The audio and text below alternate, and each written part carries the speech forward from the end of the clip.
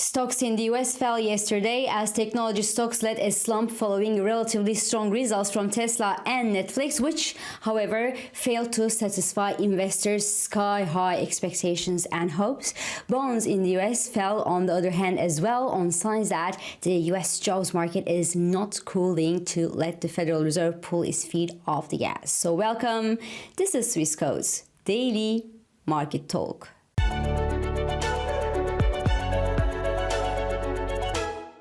So stocks and bonds in the US fell yesterday. Stocks fell, sent down by a nearly 10% plunge in Tesla and more than 8% dive in Netflix shares. Chip stocks fell as well around the world as TSM cut its annual outlook for revenue, and that's due to geopolitical tensions in one hand and weak global demand on the other hand. And the company also announced that its Arizona production plant in the US will actually be delayed due to shortage of qualified labor that could actually build that plant. So TSM shares fell 5% at yesterday's trading session to below $100 per share in the New York Stock Exchange, while Nvidia lost more than 3% as investors started wondering whether the chipmaker will actually be able to deliver that $11 billion worth of revenue estimate that it announced last quarter. So all in all, the S&P 500 retreated 0.68% and Nasdaq 100 lost 2.28%.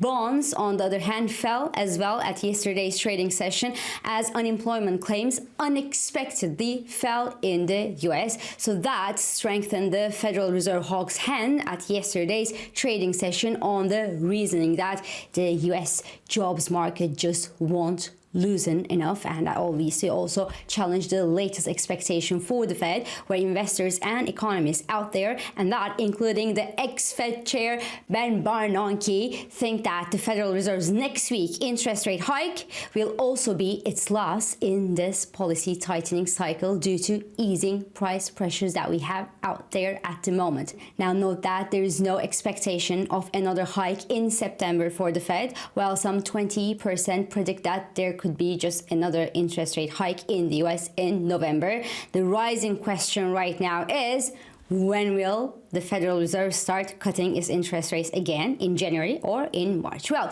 it will depend on inflation and where the inflation is headed, really, because the rising geopolitical tensions between Russia and Ukraine in the Black Sea these days, where Ukraine also said lately that ships going to the Russian ports may also be military targets for them, well, actually threatens the crop trade for the international markets, and futures jumped past their 200-day moving average at yesterday's trading session and are now up by more than 20% since last week. And if that's not enough for you, well, India bans shipments of non-basmati rice to contain domestic prices in India, and rice futures are also upbeat right now, while American crude tested 200-day moving average level to the upside right now, and the technical indicators hint that the oil bulls could actually succeed in breaking the resistance, the 200-day moving average resistance this time, as trend and momentum indicators are positive and we are not in the overbought market territory just yet. So all that means that there is room for further recovery in oil prices. And finally, the European natural gas futures gained nearly 4% at yesterday's trading session. So all these jumps in commodity prices right now will certainly show up in the next inflation figures in the US and elsewhere in the world, as the favorable base effect will also gently fade away. So I wouldn't be too optimistic about the Federal Reserve turning dovish in the immediate future unless we see inflation really tank and economic fundamentals like growth and jobs markets start showing signs of weakening, and that is not the case right now, because even in the Eurozone, well, the latest and the revised data show that the Euro area avoided a winter recession and that the first quarter growth in the Eurozone didn't contract as previously thought by analysts. So that's partially good news, but partially only because if the European Central Bank also needs to push the Eurozone economy into recession to fight inflation in the Eurozone, well, recession will come, but it will just come a little bit later maybe. So the US dollar index in the FX markets is a little bit better bid after hitting the lowest level since April 2022 earlier this week. The US dollar index is now up from its recent lows, but the index is still at the lowest levels seen this year so far, and the euro dollar is down below the 112 mark at the time I'm talking here, on the back of a broadly stronger US dollar across the board and a lack of consensus for European Central Bank. In one hand, the ECB member said that a second rate hike following the next ECB rate hike is not guaranteed, while it was seen as guaranteed so far for weeks. And on the other hand, while the higher than expected core inflation data that came in just this week and the positive revision in growth figures for the Eurozone leave the European Central Bank enough room, enough space to stay on a hawkish policy path to fight inflation. So as I was saying earlier this week, we will likely see a range-bound trading, a range-bound euro dollar between the 110 and 112 range into next week's European Central Bank monetary policy meeting.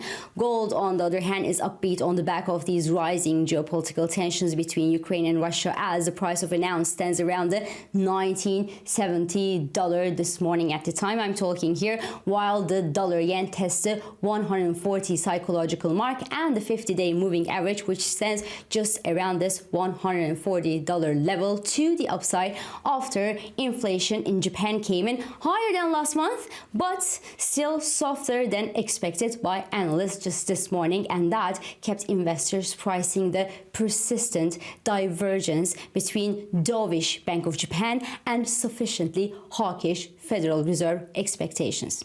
Now, one place where the central bank those are also very, very persistent, other than in Japan, is Turkey. The Central Bank of Turkey increased its policy rate by 250 basis points at yesterday's monetary policy meeting versus 500 basis point hike expected by analysts. So this is Turkey's new economic team, who was supposed to normalize Turkish monetary policy, remember, and regain investor confidence. So this is this team's second policy meeting, and it is the second time that the interest rate hikes in Turkey is well below expectations. And last time the CBT met, they actually raised the rates to 15% instead of to 20% that was expected by analysts. And inflation in Turkey, on the other hand, will be quickly rising in the next couple of months, probably because, simply the Turkish lira took a dive since May this year. Now, official inflation in Turkey, which fell below the 40% level in June, will likely spike above 50% or 60% in the coming readings, while the unofficial inflation numbers computed by ENAG, for example, points at a 50% change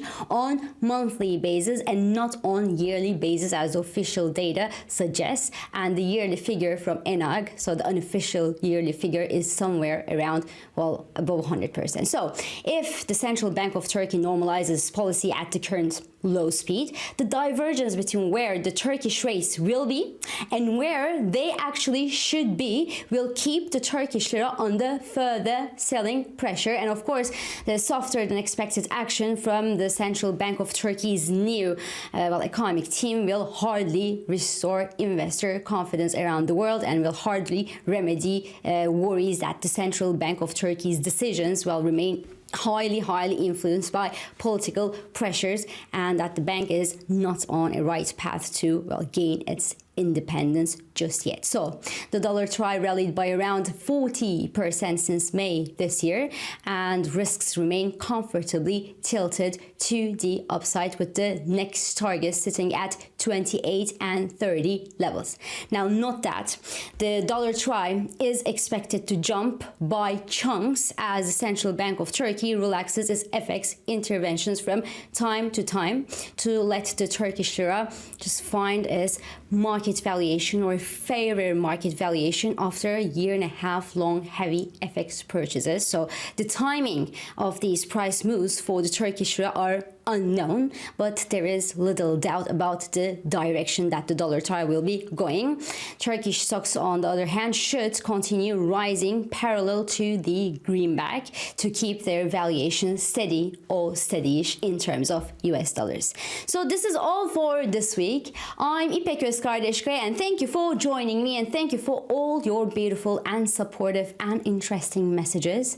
I hope this episode of Market Talk has also been helpful and insightful to you. So please do not hesitate to leave your comments, your reactions, and your questions below as usual.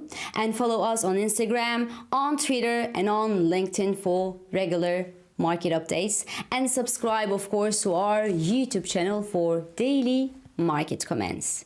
I will meet you again next week. And until then, good day trading and have a lovely weekend.